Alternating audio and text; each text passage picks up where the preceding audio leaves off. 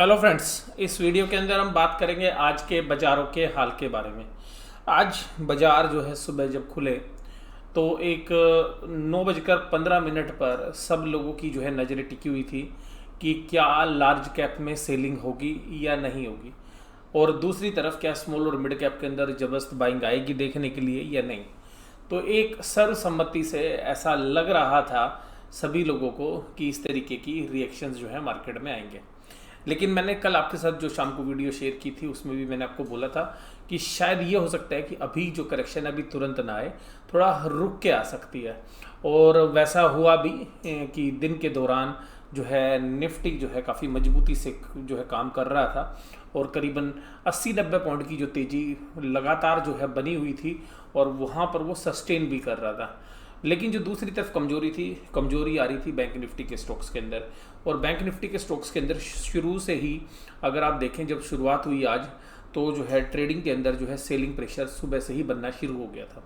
और ये जो प्रेशर बना, इसकी वजह से जो है आज बैंकिंग स्टॉक्स ने और जो फाइनेंशियल स्टॉक्स थे उनकी वीकनेस ने जो है पूरे के पूरे निफ्टी को जो है माइनस में लाके खड़ा कर दिया। और निफ्टी जो है 24 पॉइंट्स की क्लोजिंग नेगेटिव टेरिटरी के साथ जो है करने में ही कामयाब हो पाया। हालांकि एक समय जो है निफ्टी जो है 11,400 से भी नीचे चला गया था, लेकिन वहाँ से तुरंत उसको एक पुल बैक मिला। और जो दिग्गज शेयर्स थे आज वो थे आईटी स्टॉक्स, और आईटी स्टॉक्स जो है निफ्टी के अंदर मेन रोल प्ले कर रहे थे। तो अगर आज आप देखेंगे तो निफ्टी में जिन शेयर्स ने बाजी मारी उन शेयर्स में कौन थे, तो देखिएगा निफ्टी में आज आईटी के अंदर जो है दम था। और उस दम जो है आपको सीधा सीधा दिखेगा कि जो भी निफ्टी के अंदर आज गिरने से बच गया तो वो केवल और केवल आईटी के दम पे बचा है। आईटी में निफ्टी ने जो है करीबन 31 पॉइंट की तेजी दी निफ्टी को टिकाने में। इन्फोसिस ने जो है 27.67, एचसीएल टेक तो आज जो है सरताज था, टॉप गेनर था आज ये निफ्टी के अंदर, और 18.6, और विप्रो ने 5.57, और उसके बाद अदानी पोर्ट। तो देखिएगा यहाँ से मजबूती आ रही थी। कमजोरी कहाँ से आ रही थी?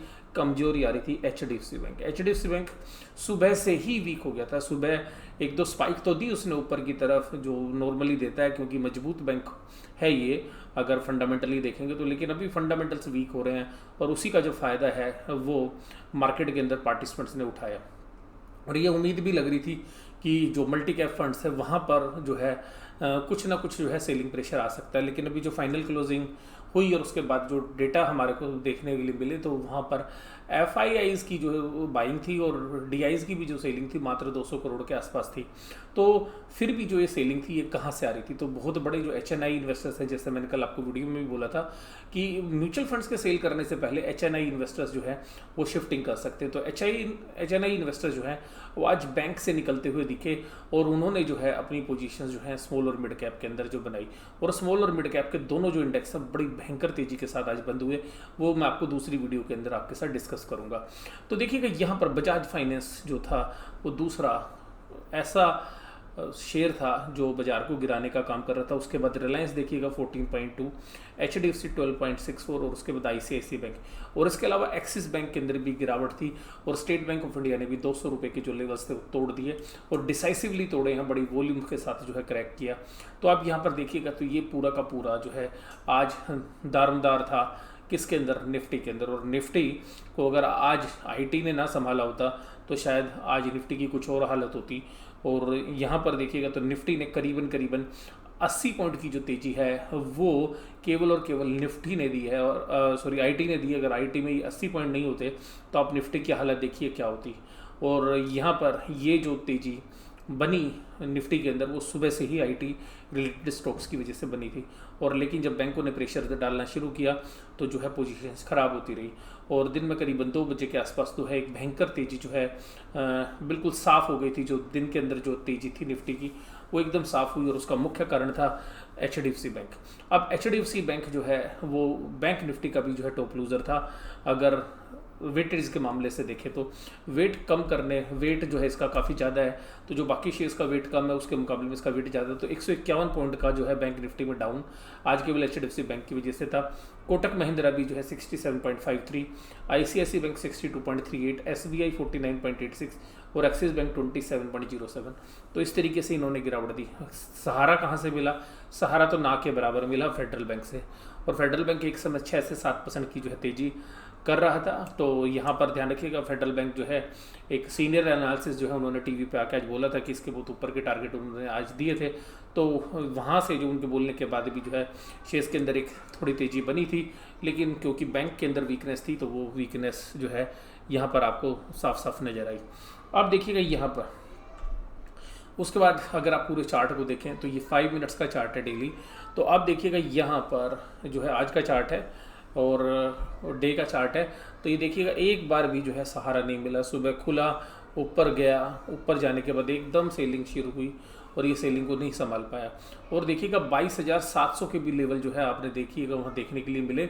और बैंक निफ्टी में एक और सबसे खास बात जो थी वो ये थी कि बैंक निफ्टी का जो फ्यूचर इंडेक्स है वो करीबन करंट मंथ का 60 से 70 पॉइंट के प्रीमियम पे चल रहा था, और जो नेक्स्ट मंथ का है वो करीबन 100 पॉइंट के प्रीमियम पे जो है ट्रेड कर रहा था। लेकिन उसके बावजूद भी ऐसा सेंटीमेंट लग रहा था कि शायद आज तेजी हो सकती है, लेकिन कहीं से भी जो है सहारा नहीं मिला बैंकिंग स्टॉक्स के अंदर। और यहाँ पर अगर आप देखेंगे तो जो मूविंग एवरेजेस के मैटर पे देखेंगे तो बैंक निफ्टी जो है काफ़ी वीक है। तो हम ये कह सकते हैं कि आज निफ्टी को डुबोने में जो पूरा का पूरा जो दारोमदार था, जो पूरा रोल था, जो पूरी भयंकर वाली भूमिका जो निभाई वो बैंकिंग स्टॉक्स ने निभाई। और बैंकिंग स्टॉक्स अपने आप में भी जो है काफ़ी वीक है। अगर आप किसी भी पैरामीटर्स पर अगर आप इसको देखेंगे डे चार्ट के ऊपर, तो किसी भी मूविंग एवरेज को देखिएगा 5, 10, 20, 50, 100 और 200 किसी भी मूविंग एवरेज के आसपास भी नहीं है। हालांकि सिंपल मूविंग एवरेज के अंदर जो है एक एवरेज जो है नीचे की आ रही है 100 डेज़ की मूविंग एवरेज जो 21279 है, और हो सकता है कि जिस तरीके की वीकनेस है ये लेवल भी जो है टेस्ट करने के लिए एक बार बैंक निफ्टी आ सकता है। तो मैंने कल भी आपके साथ बात बोली थी कि जो म्यूचुअल फंड्स हैं वो बहुत बड़ी मात्रा के अंदर जो है बैंक्स को ओन करते हैं, मल्टी कैप फंड्स के अंदर भी, और यहाँ पर जो है ओवर ओनरशिप है बैंकों के अंदर। और बैंकों के अंदर जिस तरीके से मोरेटोरियम के बाद और कोविड की जो सिचुएशन है उसकी वजह से जो डी ग्रोथ हुई है इकोनॉमी के, और मोरेटोरियम की वजह से जो बैड लोन्स की संभावना है, उसका जो सुप्रीम कोर्ट के अंदर इंटरेस्ट जो है इंटरेस्ट के ऊपर इंटरेस्ट जो मोरेटोरियम पीरियड का है उसका जो केस चल रहा है, तो ये सभी जो चीज़ें हैं वो अभी तक नेगेटिव जो है हैं पूरे बैंकिंग सेक्टर के लिए, और अभी भी यहाँ पे गवर्नमेंट से भी कोई इनिशिएटिव्स नज़र नहीं आ रहे हैं। तो ये जो वीकनेस थी वो आज जो है जाहिर भी, और थोड़ी फंड की शिफ्टिंग, जैसे कि कल आप जो लोग बोल भी रहे थे कि सर नहीं ये जो है करेक्शन होगी ही होगी, तो मैं कह रहा था कि करेक्शन तो देखिएगा बैंक ही जो है वीक है, वही जो है लीड करेंगे गिरावट के अंदर, और आज देखिएगा बैंक को नहीं लीड किया। और उसका मेन रीज़न भी यही था कि मल्टी कैप फंड्स के अंदर भी बहुत बड़ा एक्सपोजर जो है बैंकों का है। और यहाँ पर अगर आप देखें तो आज जो शेयर परसेंटेज वाइज देखें तो कौन कितना गिरा, तो बंधन बैंक माइक्रो फाइनेंस बिजनेस में एक्सपोजर होने की वजह से आज एक रिपोर्ट थी उसका भी जो है असर था। हालांकि सुबह पॉजिटिव काम कर रहा था, 318 रुपये के हाई मारे थे और 297 पे क्लोज है। तो आप देख सकते हैं हाई कहाँ पे थे और क्लोज कहाँ है। SBI के 206 के हाई थे और 197 जो है लो थे, और लगभग यहीं पे जो है क्लोज भी हुआ है। तो उसके बाद देखिएगा HDFC बैंक जो है लास्ट प्राइस 1057, 1052 के जो है लो लगाए और 1094 तक के हाई भी लगाए सुबह सुबह। कोटक महिंद्रा बैंक देखिएगा लास्ट प्राइस 1305 था, लो 1300 के लगाए और 1347.95, 1347.95। और यहाँ पर देखिएगा जो भी आज हाई लगे हैं वहाँ पर वो क्षण भर के लिए लगे हैं, यानी कि वहाँ पे सस्टेन नहीं किया बैंकों ने। और हालांकि एक्सिस बैंक सुबह काफ़ी मजबूत था और काफ़ी देर तक टिका भी रहा और 450 रुपये से ऊपर जो है दोपहर तक ट्रेड कर रहा था, लेकिन अचानक देखिएगा इसमें तो सेलिंग बड़ी ज़बरदस्त गहराई और बैंक निफ्टी को जब नीचे खींचने की बारी आ रही थी तो ये लीड भी कर रहा था। सुबह सबसे ज़्यादा कमजोर कोटक महिंद्रा बैंक और HDFC बैंक हो गए थे सुबह आधे घंटे के बाद, लेकिन एक्सिस बैंक मजबूती के साथ काम कर रहा था, ICICI बैंक ही मजबूत था, SBI मजबूत था, लेकिन ये तीनों ने जब रुख बदला और क्योंकि HDFC बैंक काफ़ी देर तक नीचे रहा, कोटक महिंद्रा बैंक नीचे ही माइनस में ही काम करते रहे, तो यहाँ से कोई भी सपोर्ट नहीं मिली। तो फिर जो ICICI बैंक जो है उसके बाद SBI और जो है एक्सिस बैंक, इन सब के अंदर जो है गिरावट का जो है दौर शुरू हो गया और फिर बैंक निफ्टी नहीं संभल पाया। हालांकि ICICI बैंक ने लास्ट के दौरान जो है काफ़ी अच्छी जो है रिकवरी आधे घंटे के दौरान जो है नीचे के लेवल से की, लेकिन फिर भी जो है आज जो शेयर्स थे वो दिग्गज बैंक गिरे हैं जिनका सबसे ज़्यादा वेट है। ये जो 5 बैंक मैंने आपके साथ डिस्कस किए हैं इन्हीं का सबसे ज़्यादा वेट है और यही पाँचों के पाँचों जो शेयर्स हैं ये गिरने वालों में था। हाँ, लेकिन इनके बाद जो वेट है कम वो इंडसइंड बैंक का है, लेकिन इंडसइंड बैंक में जो काफ़ी स्ट्रेंथ नज़र आ रही है कुछ समय से, तो ये 600 से ऊपर अपने आप को मेंटेन किए हुए है, तो यहाँ पर जो है अभी वीकनेस नज़र नहीं आ रही है इंडसइंड बैंक में। लेकिन आगे का समय देखिएगा, बताएगा कि किस तरीके से पोजीशंस बनेगी। तो मैं इस वीडियो के अंदर इस एनालिसिस में यहीं पर जो है इसको विराम करता हूँ। वीडियो देखने के लिए धन्यवाद। Thank you very much.